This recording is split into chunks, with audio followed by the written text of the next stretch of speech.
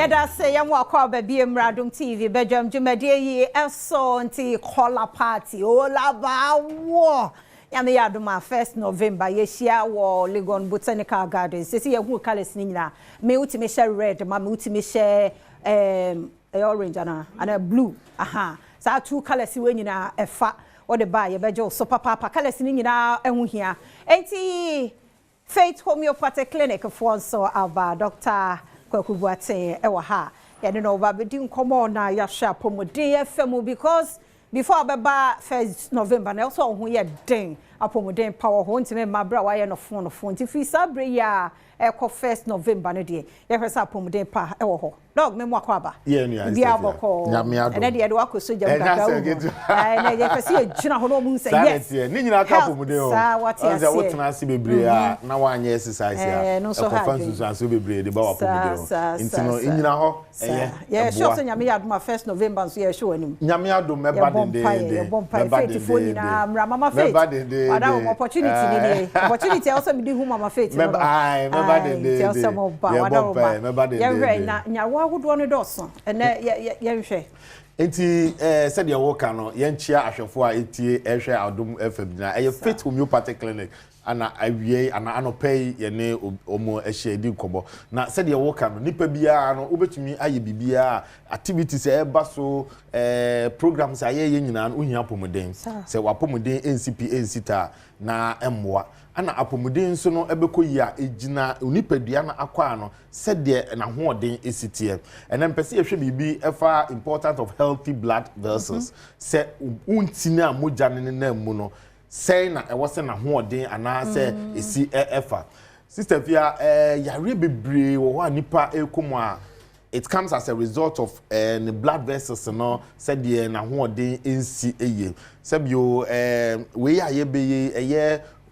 party ne sa kala we aye beye nyina no se untini mu ene da ho a etumi kofa yare bebre ebrel na most of times no aya na entine mu ne da ho no so no aya na gina ye lifestyle said ye yesi ebo ye brafa ne ma ye de konipadua nim ni nyina no ekofa wo how e de bre ye ntine no entine se emusisi a e de yare bebre na de ba akoma yare bebre a ye friend cardiovascular diseases in most at times no as a result of blockages in the blood vessels se onipadua no entine no emu asisi na moja no ntumi endia frusani ye moja no eno ne ye friend saying nipadua no nsu ana oil ana fuel a de koma nipadua na kwa na etumi di ye nadwuma yiye moja no contain nutrients eye nuane aye di nuane nuru a etwe ekomoja nimu nyina no ekoma nipadua na akwa no se moja ne ntumi nko nipadua na akwa nimu a nipadua na akwa ne ntumi nya nutrients eba sa cells ne tissues so a forming the organs no so ebe start say die off na nipadua na akwa no sofa ana your friend say home ya ye home oxygen ewo mu no eno nso no eye moja kru ya na de koma nipadua na akwa no na eboa ema nipadua na akwa no etumi eye na dwuma se de wo se dwuma eti se moja ne ntumi ndi afusani ya imagine moja no nutrients ntumi nkoho oxygen ntumi nkoho eti definitely say adwen na moja ne nkoho a afi bo se dwuma di adwen edi no na eba form na afi the stroke ene ahon kekawa afi bo se nipa ne sisi ana ne refi ade afi bo se ema ne nsa ne ne nine eye ni titiriti na de sa wo how we nyina eba afi kidney no ana moja ne ntumi nkoho no ma afi bo se kidney na start say efeli na na dwuma edi no na ekọ form liver no na entumi nko ho a na liver na start say entumi nya nadwuma ubon se na wo na ase na start say epigepija afei wafu no ubon se na eye kese ni nyina no na ede wo haw ede ebre nipadua no enu nti na ehu hia se ewo se oma onipadua ne enti no ehu hia na de ye be ya ebe boa ye bi ni exercise aye kan se nipada se da ni de nyina ye be make sure se ye be ye regular exercise obu wo a na dwuma wo ye no eye ntenase adwuma ofiri ne kam no akotena office ofiri office no akotena kam okoya na okofie odidi wie ya no order wo ye saa emne bia no entini sofa esan se enuane a yesrade anuane ne ade no ededa ntini mu a emma kwan emma moja no entumi eni adia enye adwuma yie obi won so agbo nse na aduane ode nchini bebre sugar bebre the more udi more salt no sodium na e wo salt ni mu no ye frɛ bibi nitric acid ya eno na dilate o blood vessels no nyame nyansem no wabɔ saa nitric acid ni se enti no insecurity na se ye adwumaden ye tu amerika ye bibi a ɛbɛboa na eno dilate o blood vessels no se de be ya mogya no betumi ade afurisa ne ye but because of say on the more salt sodium no reduce the secretion of nitric acid no na ma untini no mo narrow afei wudi asikyire bebrebe a eno so reduce the secretion of nitric acid no na ema ntini mo esisi na eba sa mogya no entumi endi afurisa ne ye eno ntini se unyini kwa wani mu a hwe se obete wonkyene ene wasikyire die so na atumi ama saa ntini nyina no atumi ada ho na ama mogya no atumi ade afurisa ne ye afei nso no ewose ye di more fruit and vegetables as you say your fruit me vegetables in na how about ba ni nyina no yenhwe se at least ye benya papa ewo mu na yatumi adi na atumi aboa ye yatumi ye saa ne ma we nyina ebeboa ye ama ntini mu adeda ho na nyare bi a ye bo ho ka ewo hospitals ye nunu mu no bebrebe no ni nyina na ebeboa ye ama saa ne ma ni nyina atu atwa eno ti na aba faith homeopathic clinic a ye bomodi an se saa ne ma we nyina no ye be kyerɛkyerɛw na afei ye de wa confidi ahodom ye fra bibi detoxification ye ye odi saa detoxification ya eboa eyiyi efi afei srade a adeda ntiri mu nyina efiri ho ye wo machine a edu ko hyemu a eno nso ma wo soete na aboa bene any calories na se fat bia block o blood vessels eno ntubo so within short time no na afei enti no ye na adwuma na yare a enam entire mu asi so eba ye no na ni nyina no afiri ho me papa so jani bi oba last month no na oba ye no in fact ye dey call machine ye ho no ba ye di kan do call machine no mu na yakọ diagnose na ye wi a ye no wabedi hu nkomo ansa na de odi ba ye no ye no wadi hu nkomo enti no me da ye diagnose wi a ye ni didi nkomo na ye keka ne ma ye hu no enti ba ku ye hu ne ye ka oh because of this problem enti no ebetumi ama obey masem no akofom e one was doctor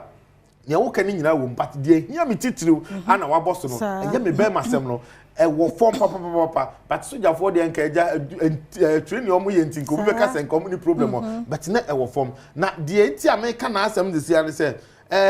ne short ne say ye man aduro ye de ne call detoxification ni ade na afei enti no mo da ho no mo no o say doc for several years ni a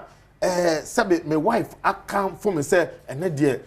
my year adwuma amana so nani because of me babo na wonim de oye say no eho no no obia obete se oyare bia no onu atua na lorry o se wo de pesca wo de kwaji wadru wo lorry fa mi amefa nti oba ya na wakache na sesene se opese ohume oba so dog me di nipa me esa ba mpacho hwe omo ma me a che se waye ambassador of faith homeopathic clinic eti me kam na hwe nkra se yare ne se te se den oba faith homeopathic clinic a se ye do ko machine nko aso a ye behwehwe nipadua nim na yehu ba bia yare no fariba efriba enye se wo beka ya na se yehu ya na ye mo wo se ye hwe the root cause of the condition no se ye stroke na ba e die na di stroke ni ba moja ana akode ama entini ba bi apai ana se moja likigu adwini mu enu nti na ama adwini ba bi entumi enya adwuma o nerves no sen na adwuma die sitie enti no sen na emuda ho sitie na ye gira so atu saa de na se afro e ba saa bo se nipadua na be ye na adwuma se de e wo se eye na adwuma no e bia wanya stomach ulcer bi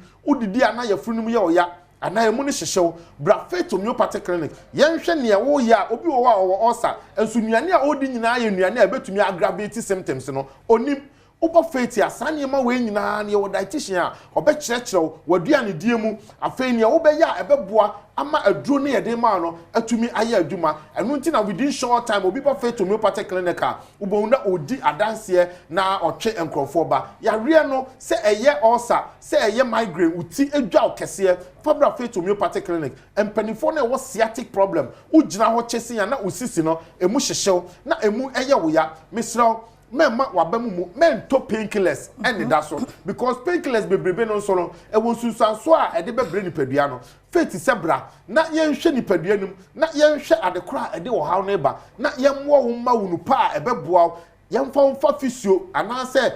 physiotherapy mu na yemmoa na nerves a acompress nyina yen reliefs no na emma nipadua no enya na hoɔden sɛ ɛyɛ wani ana ɛyɛ o ya hwɛ ade a wo hu ne yie obi wɔ blur vision ɔhwɛ ade ase rainbow bi afɔme ɛwɔ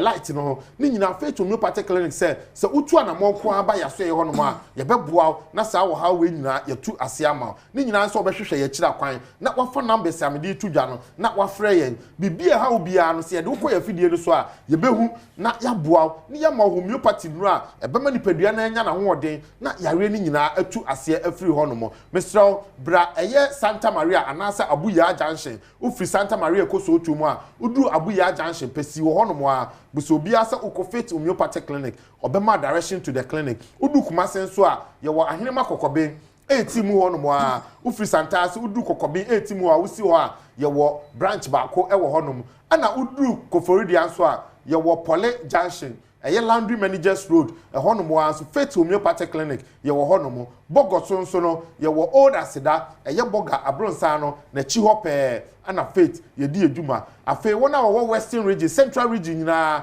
ɔmfa ka Emra Takrade Anaji Police Station adjacent the police station First Junction on your right Ubon se Faith Homeopathic Clinic your signboard is wa Emma direction to the clinic the patron number no 0540 710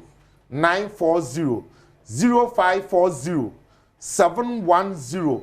940 and answer 0547 578494 Ushe screen asia numbers na wo ni nyina wo fa bia wo frɛ ya ba bia wo bia no ye beje so na waba na ya hwe that's Dr. Kokubotin Faith Homeopathic Clinic na yete won kan fa number no nya de wakan ya rebia ha wadwen ya wo frɛ wo ma obeje wo so midi efia amankwa tamaklo mre no wadaje a odema yenti yeda se papa ye kwedi honorable incoming Jordan Apostle all of them included this mark akwesi Boatin etwaso yakwaba